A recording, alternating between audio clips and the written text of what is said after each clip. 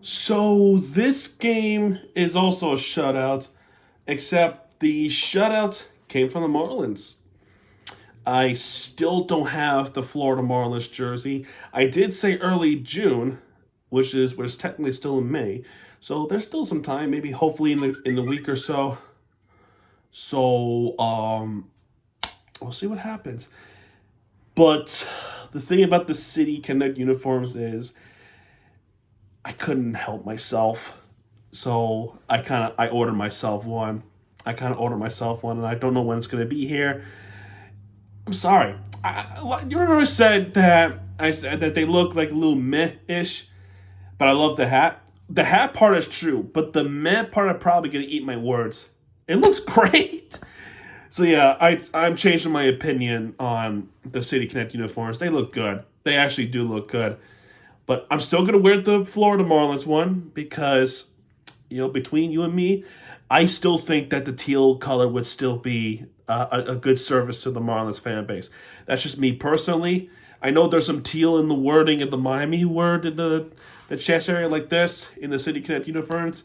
But my point here is that the teal was the Florida Marlins back in the day. But how about this game as a whole? So let's get this run out of the way. In the second inning, the bottom of the second inning, Wackerman lined out to left. Norby struck out swinging. Dave Myers worked a walk. We'll talk about Dave Myers like a lot. Nick Fortes also worked a walk. And the second hit of the game was the only run in the entire game, which was Javier Sonoja's single to center. And Dane Myers can run, and we knew this. He can run to the moon, and he was able to reach home safely. So the only run of the game was a go-ahead run and a game-winning run in the bottom of the second inning, which was Sonoja RBI single and a Dane Myers run to home. That is all the runs in the entire game. What about the rest of the game, though? There was a chance in the first inning. There was a Augustin Ramirez single to right. There was a wild pitch, and Ramirez was caught stealing third from a strikeout. That sucked. I think the Giants' best chance of the game was in the top of the first inning. Ramos hits a single to center. Lee hits a single to right. Wilmer Flores flied out to right. Ramos goes to third. Lee stole second. Chapman worked a walk. And Cabrera already got himself into problems. And they talked it out. Adams struck out swinging. And Yastrzemski struck out looking. And it was a good strikeout pitch. And look, good way to get out of it. And it was bases loaded too with one out too. And he was able to get out that one. So a good start there by Cabrera. And I gotta tell you, Cabrera probably had his best month of May in his career, dude. Ever since he made his debut, which was about 3 to 4 years ago. I forgot what year it was. It might have been 22. Since how good he was, this is one of his best months of his career. Really damn good. On the second, I already talked about that. Fitzgerald was hit the single. He was caught stealing second. That was better than the first time. I believe Lee, right? Lee was the one that stole second. He was called out initially. Then the Giants called for a challenge, and he was able to stole second. The thing is with that at bat, the Chapman at bat, was that there was already I could have sworn that was ball four initially. Wouldn't that mean that he could have went to home initially? That was a weird at bat, but either way, at the end, it didn't matter. Third inning, there was a Lee hit, and it was a one double play. Same thing with the bottom of the third. That kind of sucked. Top of the fourth, Winkler, who made his debut today, causing errors. So what are you going to do with him? You're going to DFA him like you did with Ronnie Simon? I don't know, man. The Fitzgerald at bat, though. I forgot who was at bat though, and now I'm having a little bit of a brain fart. So what happened was after the Miami game today, I went to go to my job because I'm not even on night shift, but I went to my workplace to see how everything is doing, and we're watching NBA playoffs, and me being up here, yeah, everyone's not happy. Okay, now I remember. Fitzgerald at bat at the top of the fourth inning. There was a fly out to left. This is after another error. Was it another error? No, it was an error by Winkler. We already talked about that with Yastrzemski. He was safe at first with the throwing error. I mean, you got to make that play. But Fitzgerald at bat, flied out to left, and Hernandez, who made his debut yesterday, made an insane catch to rob a home run from Fitzgerald. And that was a robbery all around. What a catch by Hernandez, man. What a catch to stop the home run for being a home run. It is a home run robbery, and the game stays. The game stays at 1-0. The game stays at 1-0, man. So that was awesome. As the game goes on, more flyouts, more strikeouts by Cabrera as he's playing really good baseball. Top of the sixth inning. I really wish he got through that sixth inning, and he knew it too. Like, he started off good. Flores was struck out swinging. Chapman popped up the shortstop, and he needed one more out. But he walked Adams, and Yastrzemski hit single. And Cabrera knew he was going to get subbed off, and he knew it too. I feel bad for Cabrera. He really wanted to stay in and finish that sixth inning, but McCullough said no. Give him a chance, man. Come on, man. Even Cabrera's getting sick and tired of this. But Henriquez comes in, struck out Fitzgerald, which was a really nice pitch. The Marlins keep getting themselves into 1-2-3 inning until the bottom of the eighth. We'll talk about that in a second.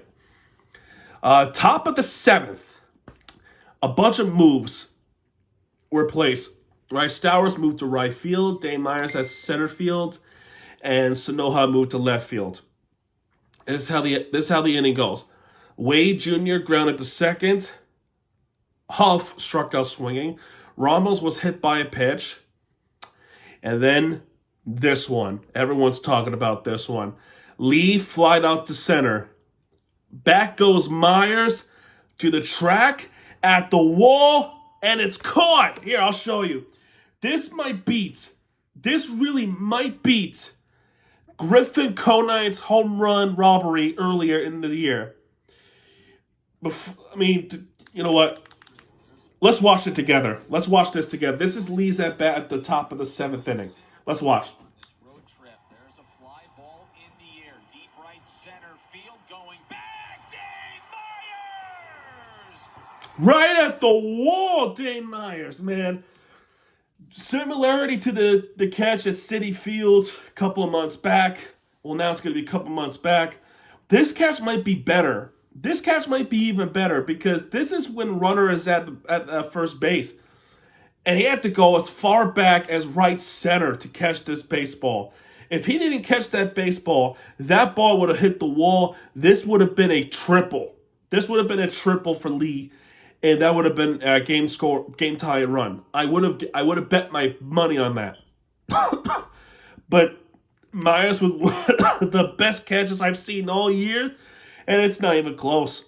I'm sorry, Griffin Conine, I know you're hurt, but you have a competitor of the catch of the year. Top of the eighth, Anthony Bender got himself a little bit of problems. Flores grounded out to the pitcher, which was a good play. Chapman reached an infield single. Adams walk. Yastrzemski flied out to right. And Fitzgerald struck out swinging. At that point, I'm like, yeah, this is where we lose. But no, Bender got out. Jesus Sanchez comes in for Winkler, who had a miserable debut. He'll get better, hopefully. He got a base hit, but a double play. Great. Then Fauché is out to close this game. I kind of wish it was Tanaka. But Fauché is in. He lined out Wade Jr. There was some more defensive moves, but especially Xavier Edwards. Welcome back, Xavier Edwards. Anyway, Wade Jr. lined out to second. Schmidt grounded out to first. He was pinch hitting for Huff. Ramos, we had a hard time all game long to get him out. He gets on base once again. And Lee grounded out to first, and it was a fair ball. And the ball game is over. The Marlins tied the series with a 1-0 shutout. It was a 1-0 shutout against the San Francisco Giants. A lousy offensive game, but enough where the Marlins could do the job. And it's really a big thanks to their defense in the outfield, especially in center and left field, and their pitching. The Marlins with only 3 base hits in the entire game. Only 3. Their best inning was clearly their second inning. The Giants with 8, and they got nothing out of this one. This has to frustrate the Giants fans. And regarding their pitcher, like yesterday, I said we were going to lose this game. Boy, was I wrong, and I'm glad I was wrong. Robbie Ray was 7-0 coming into this game. He got his first loss of the season. And Everett Cabrera got a second win of the season. Did not give up any runs at all in this game with 5 strikeouts. He gave up 6 hits, sure, but he got the win of this one, and Fauché got a save. That's his 4th save of the year. 8 strikeouts in the entire game. 3 more came from the bullpen for the Marlins, and 9 strikeouts for Robbie Ray. And rubber match is tomorrow. The Marlins really looking to win a series against a playoff team as of right now. And this would have been a good series win. And then, of course, the Rockies series. Tomorrow's pitching matchup is going to be Ryan Weathers versus Hayden Birdsong. That's going to be an interesting matchup. We'll see what happens tomorrow. If they get this done, then, yeah, man, this might be more interesting than I thought. But anyway, guys, that's going to do it for this one. Good win for the Marlins. Hopefully they would finish off the Giants tomorrow in the month of June. June is where everything is going to be stressful. All right, man, that's going to do it for this one. If you like this video, hit that like button, subscribe for content. And I'll see you guys in the next video. Good night.